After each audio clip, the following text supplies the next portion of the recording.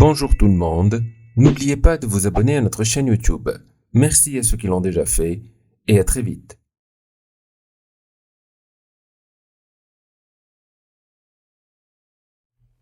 Lorsque vous voulez retoucher une photo dans Adobe Photoshop, le mieux est de commencer par recadrer votre image pour la positionner comme vous le souhaitez. Dans notre cas, pour recadrer ou redresser une photo, nous allons sélectionner l'outil recadrage dans le panneau Outils.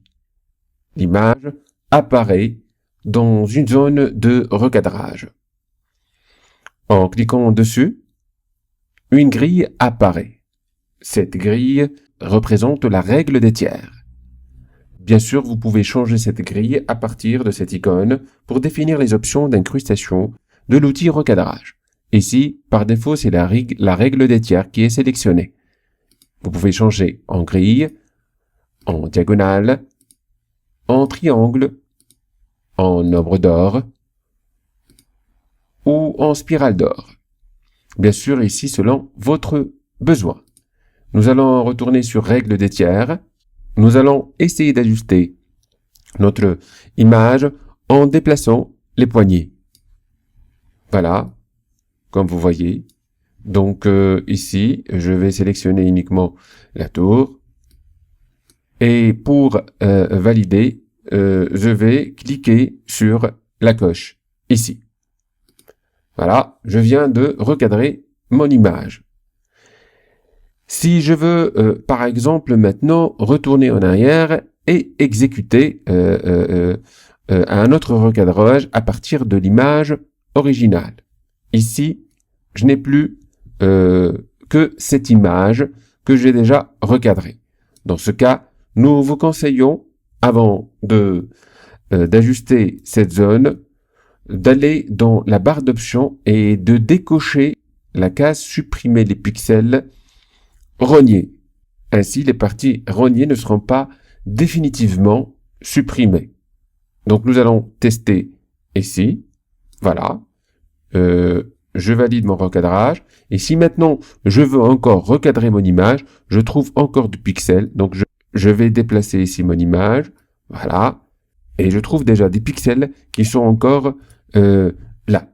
Donc, si jamais vous décidez de restaurer la zone rognée, on vous conseille de décocher cette option. D'autres options de recadrage peuvent vous être utiles. Passons maintenant à une autre photo pour les découvrir. Pour redresser une photo, il y a aussi l'option de redressement automatique. Elle est disponible dans la barre d'options de l'outil recadrage. Nous allons cliquer dessus pour redresser l'image en traçant une ligne dessus.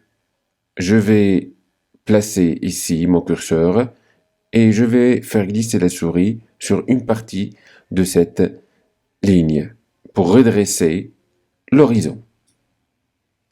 Comme vous voyez, la photo pivote automatiquement à l'intérieur de la zone recadrée.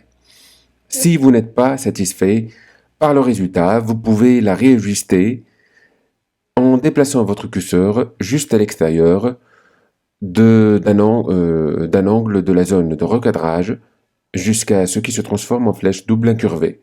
Faites pivoter votre image, une grille apparaît et peut vous servir de repère pour que tout soit bien droit. Si vous êtes satisfait par le résultat, vous pouvez vous arrêter et valider le résultat en allant dans la barre d'options et en cliquant sur la coche ou bien sur votre clavier en cliquant sur la touche Entrée.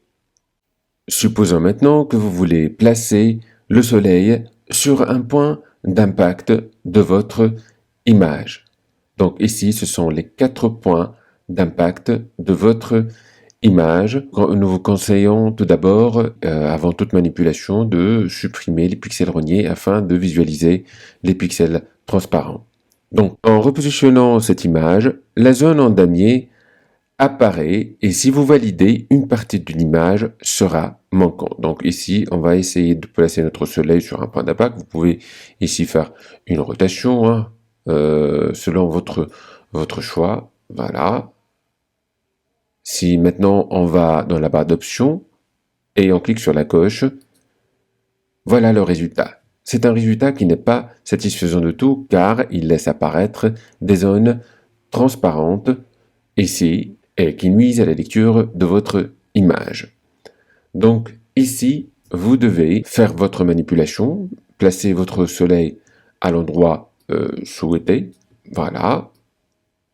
Si vous êtes satisfait par le résultat, avant d'aller cliquer sur la coche dans la barre d'options, il faut aller dans Contenu pris en compte et vous le cochez cette option. Par la suite, vous allez cliquer sur la coche pour valider. Comme vous voyez, attendez un peu le rendu, Photoshop crée automatiquement du contenu adapté au reste de l'image. C'est très intéressant comme option. Vous pouvez aussi, par ailleurs, sélectionner ici des tailles de recadrage ou un format de pixels prédéfini. Par exemple, si je vais poster ma photo sur Instagram, par exemple, j'aurai besoin d'un format carré. Donc voilà, vous voyez, vous pouvez ici placer votre image comme ça. Et vous pouvez, ou selon votre choix, bien sûr, selon votre choix, voilà, on va choisir le milieu.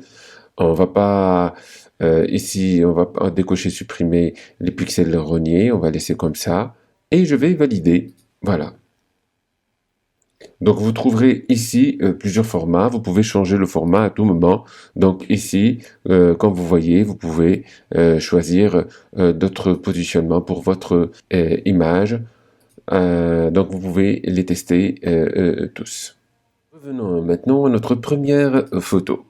Et si jamais vous voulez rajouter une partie à votre image, par exemple développer l'image à droite pour placer la tour sur une ligne de force, nous allons sélectionner l'outil recadrage, cliquer dedans et nous allons essayer de placer notre tour sur la ligne de force située à gauche.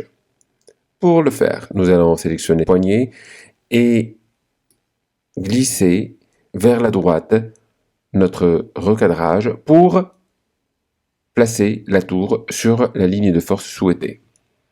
Comme vous le remarquez très bien, nous avons ici une partie manquante de l'image qui s'affiche sous forme de damier.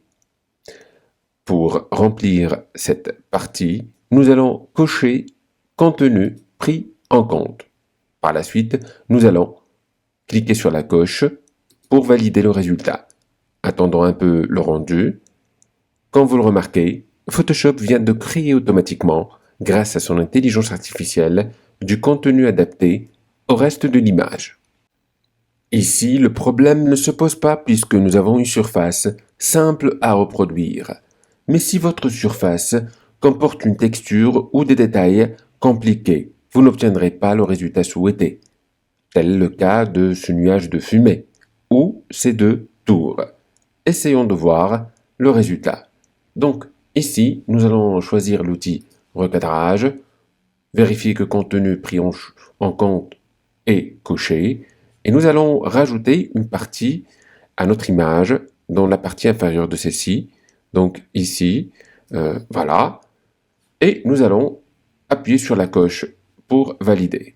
Attendons un peu pour voir le résultat. Comme vous le remarquez, le résultat n'est pas assez parfait. Ici, il y a une partie manquante de la tour. Donc, nous vous recommandons d'utiliser une autre méthode qui se base sur le remplissage d'après le contenu. Supposons que vous allez rajouter une partie à votre image dans la partie inférieure de celle-ci. Vous allez sélectionner l'outil Recadrage et avant toute exécution, veuillez décocher Contenu pris en compte. Par la suite, vous allez vous placer sur la poignée inférieure de votre recadrage que vous allez déplacer vers le bas jusqu'à l'endroit souhaité. Voilà, si vous êtes satisfait, vous allez cliquer sur la coche pour valider.